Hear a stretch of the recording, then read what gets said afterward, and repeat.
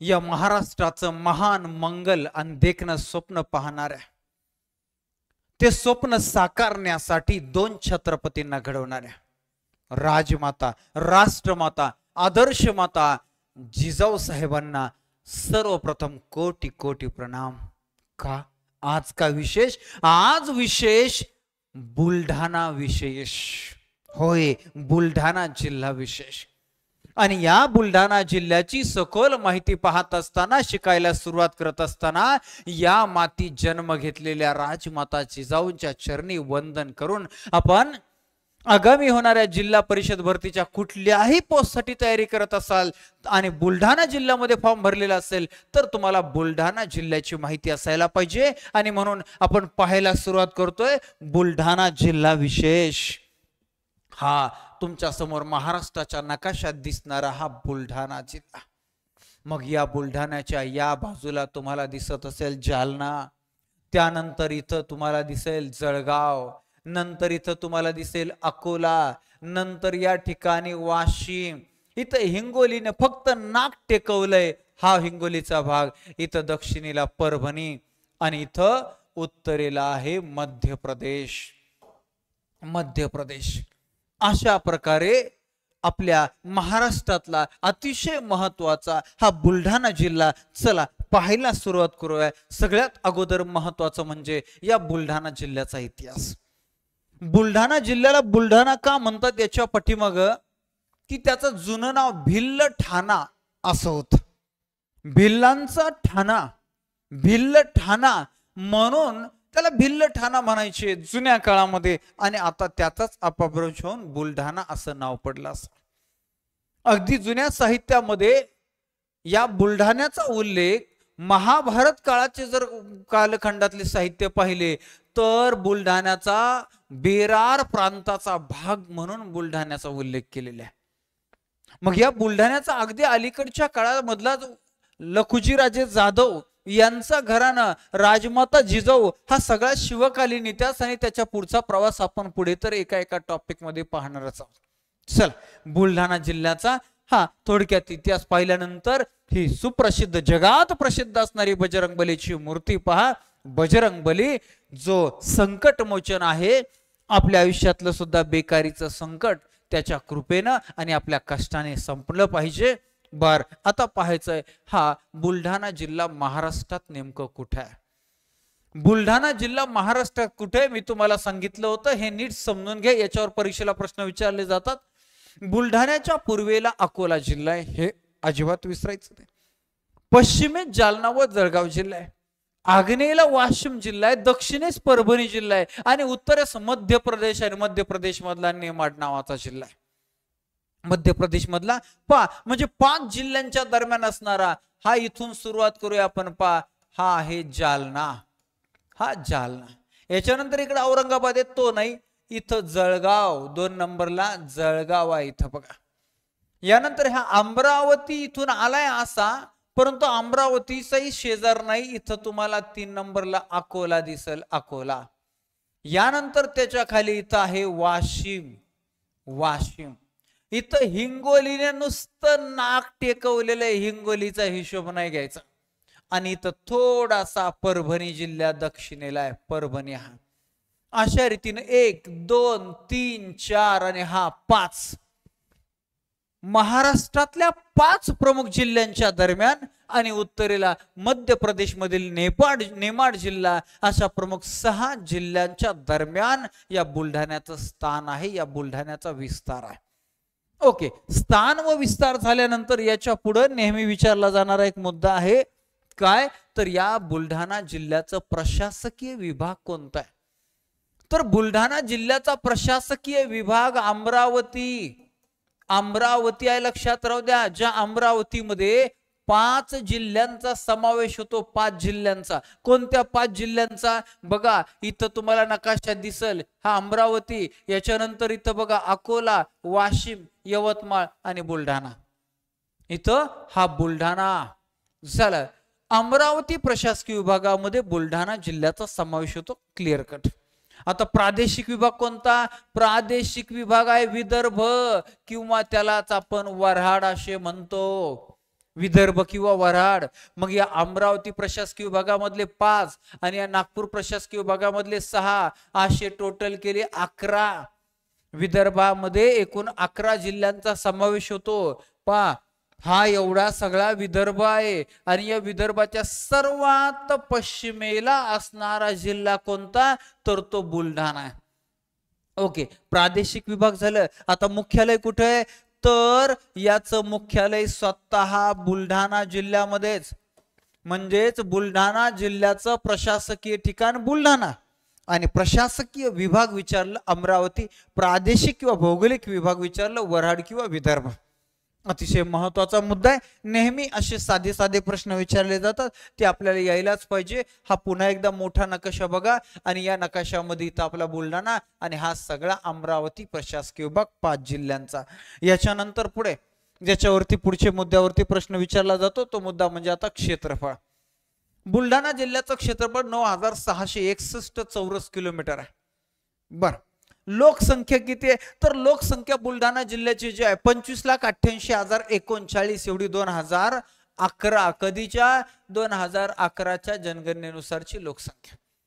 एक लोकसभा मतदारसंघ 1 आणि विधानसभा मतदारसंघ 7 आहेत. 7 विधानसभा मतदारसंघ झाला. बुलढाणा जिल्ह्याबद्दलची ही बेसिक माहिती पाहिल्यानंतर आता बुलढाणा जिल्ह्यातले तालुके. अमुक जिल्ह्यामध्ये किती तालुके, तमुक जिल्ह्यामध्ये असे प्रश्न नेहमीच येतात. तसा बुलढाणा जिल्ह्यात तुम्ही फॉर्म भरलाय तर किती तालुके, 13 तालुके. मग हे खालीलपैकी कोणते तालुके आहेत, खालीलपैकी कोणते तालुके नाहीत असा प्रश्न आला तरी तुम्हाला सांगता आला पाहिजे. मग बुलढाणा आहे, स्वतः बुलढाणा, त्याच्यानंतर चिखली, त्याच्यानंतर जळगाव जामोद नावाचा तालुका आहे, देऊळगाव राजा, शिंदखेड राजा 2 महत्वाचे, याच्यानंतर नांदुरा, मलकापूर आहे, मेहकर आहे, मोताळा, खामगाव, संग्रामपूर, शेगाव, लोणार हे 13 तालुके आहेत. नीट नकाशात पाहून घ्या, समजून घ्या. तुम्हाला ओळखायला नकाशात आले, नकाशे भरायला आले किंवा डायरेक्ट रेग्युलर प्रश्न आले तरी सांगता आले पाहिजे.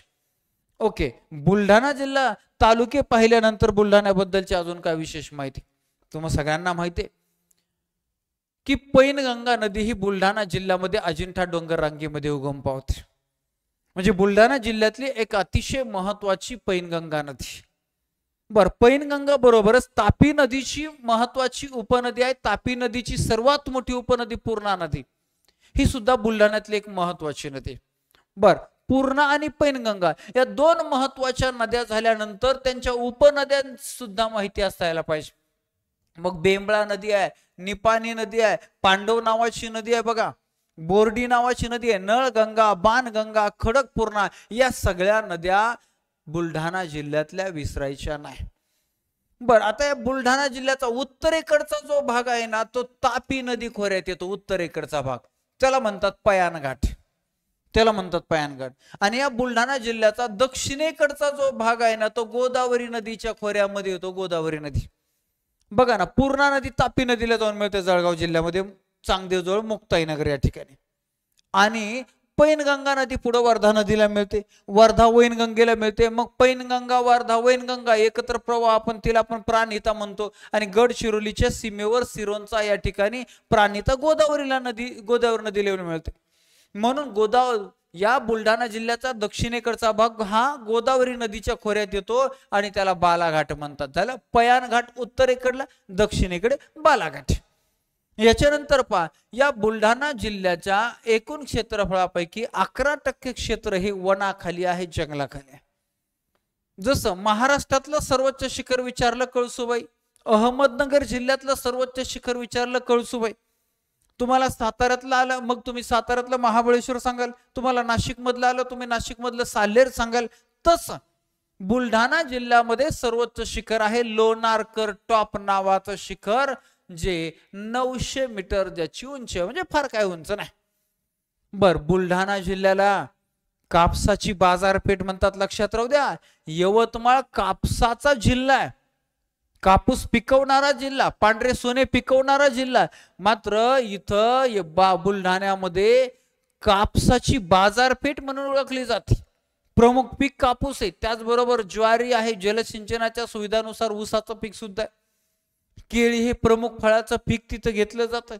बर, या बुलढाणा जिल्ह्याची अजून काही खास माहिती पाहिजे त्यामध्ये समोर फोटो बघा. हा जो समोर फोटो आहे हा राजमाता जिजाऊंच्या माहेरचा, राजमाता जिजाऊ यांचा माहेर आहे बुलढाणा जिल्ह्यातलं सिंदखेड राजा नावाचं. तापी नदीची उपनदी बुराई नदी, या बुराई नदीच्या तीरावरचं हे सिंदखेड राजा. आणि इथं जिजाऊ सृष्टी नावाची फार मोठं सुंदरशी सृष्टी उभारलेली आहे पहा. कधी बुलढाण्याला गेले, परीक्षेला गेले तर अवश्य दर्शन घेऊन या. याच ठिकाणी लखुजीराजे जाधव आणि त्यांच्या पत्नी यांच्या पोटी 12 जानेवारी 1598 रोजी राजमाता जिजाऊंचा जन्म झाला. त्यांनी स्वातंत्र्याचं, स्वराज्याचं स्वप्न पाहिलं. ते स्वप्न संस्काराच्या रूपानं छत्रपती शिवाजी महाराजांमध्ये रुजवलं आणि छत्रपती शिवाजी महाराजांच्या हस्ते स्वराज्याची स्थापना करून घेतली.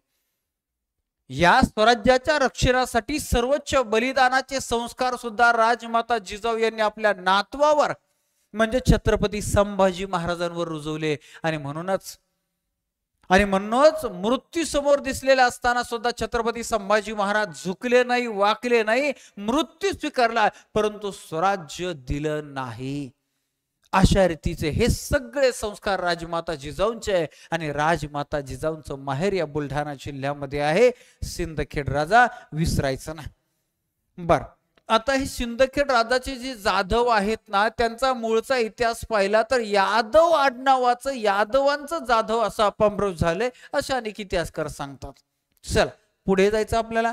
पुढचा मुद्दा पाहायचा, जगप्रसिद्ध लोणार सरोवर. अनेक वर्षापूर्वी उल्कापातापासून, अश्नीपासून तयार झालेलं हे लोणारचं खाऱ्या पाण्याचं सरोवर किती सुंदर आणि विलोभनीय असं दृश्य दिसतंय. आणि बुलढाण्याला गेल्यावर जगप्रसिद्ध लोणार सरोवर पाहिल्याशिवाय माघारी यायचं नाही.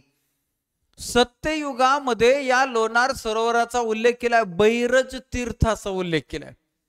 आणि या लोणार सरोवराचं एक वैशिष्ट्य सांगितलं जातं, बेसॉल्टच्या खडकावरील एकमेव मोठी सरोवर किंवा बेसॉल्टच्या खडकावरील एकमेव आघाती विवर म्हणून या लोणार सरोवराचा उल्लेख केला जातो. बुलढाण्यामधलं लोणार विसरायचं नाही. परीक्षेला कॉमन महाराष्ट्रातल्या परीक्षांना येतं. तुम्ही तर बुलढाण्यातला फॉर्म भरलाय, नंतर यायलाच पाहिजे. बुलढाण्यात अजून एक महत्वाची गोष्ट आहे, विदर्भाचे पंढरपूर कशाला म्हणतात तर विदर्भाचे पंढरपूर शेगावला म्हणतात. मग तिथं अतिशय पवित्र सुंदर असं श्री गजानन महाराजांचं मंदिर, आनंद सागर नावाची सुंदरशी गार्डन. वा वा वा वा वा वा. आणि म्हणून परीक्षेच्या दृष्टीने महत्वाचं, पर्यटनाच्याही दृष्टीने महत्वाचं, दोन्ही गोष्टी महत्वाच्या. याच्यानंतर पुढचा मुद्दा काय, देऊळगाव राजामध्ये प्रसिद्ध बालाजी मंदिर आहे. या बालाजी, जर तुम्हाला मोठ्या बालाजी मंदिरात जाता नाही आलं तर या बालाजी मंदिरामध्ये तुम्ही जावा. हे मंदिर राजे जगदेवराव जाधव म्हणजे जाधव घराण्यातील ह्या व्यक्तीने बांधलेलं आहे. बर, बुलढाणा जिल्हा धार्मिक स्थळांसाठी खूप फेमस आहे. अनेक तीर्थक्षेत्र, अनेक धर्मस्थळ तुम्हाला पाहायला मिळतील. मगाशी पाहिलेली जगातील सर्वोच्च, काय काय पुस्तकामध्ये 3ऱ्या क्रमांकाचे, पण चला एक उंच मूर्ती, खूप मोठी उंच मूर्ती नांदुरा या ठिकाणी बुलढाणा जिल्ह्यामध्ये 105 फूट उंच असणारी ही बजरंगबलीची मूर्ती लक्षात राहू द्या. काही पुस्तकात जगात सर्वात उंच दिली, काही पुस्तकात जगात 3ऱ्या क्रमांकाची दिली. म्हणून मी इथं दोन्ही गोष्टी क्लिअर करतो. दुसरी गोष्ट, याच बुलढाणा जिल्ह्यामध्ये चिखली नावाचा तालुका तुम्हाला माहिती आहे, तिथे सैलानी बाबाचा दर्गा पण आहे. याच्यानंतर मेहकर जे पैनगंगा नदीच्या तीरावर आहे बुलढाणा जिल्ह्यामध्ये, तिथं प्रसिद्ध असं बालगी मंदिर जे आहे ते मंदिर आहे. ज्ञानगंगा अभयारण्य बुलढाणा जिल्ह्यामध्ये. याचबरोबर कापसाची जुनी आणि मोठी बाजारपेठ बुलढाण्यातली खामगाव आहे. त्याच नंतर अंबा बरवा नावाचं अभयारण्य सुद्धा बुलढाणा जिल्ह्यामध्ये. आणि हे अंबा बरवा नावाचं थंड हवेचं ठिकाण सुद्धा बुलढाणा जिल्ह्यामध्ये अंबा बरवा. त्याचबरोबर बुलढाणा जिल्ह्यातलं भिंगारा नावाचं थंड हवेचं ठिकाण, हे 2 थंड हवेचे ठिकाणं लक्षात राहू द्या. चला झाला बुलढाणा जिल्हा आपण पाहतोय आणि या बुलढाणा जिल्ह्यामध्ये काय काय परीक्षेला बुलढाणा जिल्ह्यावर येऊ शकतं त्याची माहिती पाहिली. तुम्हाला तुमच्या माहितीसाठी सांगतो, एनसीआरटी टेस्ट सिरीज आपल्या शेळके मास्टरमाइंड अकॅडमी ऍप मध्ये फक्त 50 रुपयाला 6 महिने व्हॅलिडिटी असणारा कोर्स आहे. इतिहास, भूगोल, राज्यशास्त्र, अर्थशास्त्र, विज्ञान या विषयांच्या प्रत्येक धड्यावर तुम्हाला ऑनलाईन टेस्ट सोडवण्यासाठी येते आणि त्याच्या विश्लेषणाचा व्हिडिओ सुद्धा अशा पद्धतीचा मिळत असतो. म्हणून ऍप डाउनलोड करा, कोर्स जॉईन करा.